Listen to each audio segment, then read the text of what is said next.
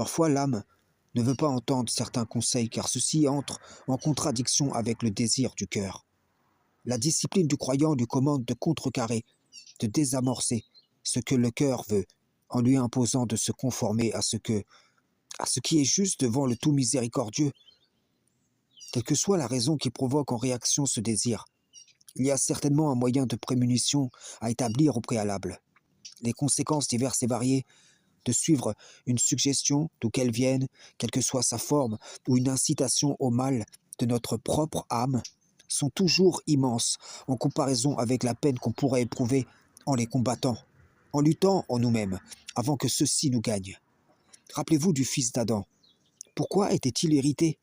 Pourquoi son visage était-il abattu? Parce que l'Éternel jeta un regard favorable sur son frère et son offrande, tandis que lui reçut un regard défavorable.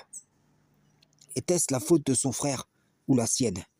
Lorsque son âme l'incita au mal, ne reçut-il pas l'interposition d'Allah entre lui et son cœur, lui disant certainement, si tu agis bien, tu relèveras ton visage, et si tu agis mal, le péché se couche à la porte, et ses désirs se portent vers toi.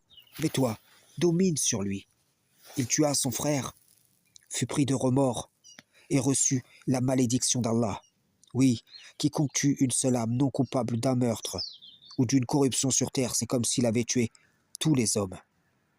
N'aurait-il pas pu rejeter l'incitation de son âme, accepter le conseil d'Allah?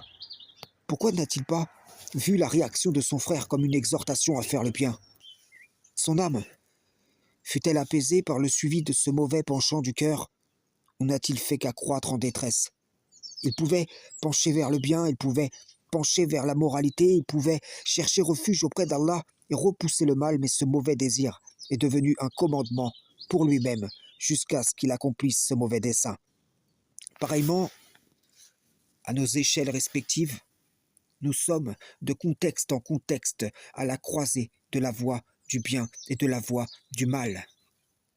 Et selon la direction vers laquelle nous inclinons, nous sommes dirigés. Allah renvoie à chacun selon les voies de son cœur.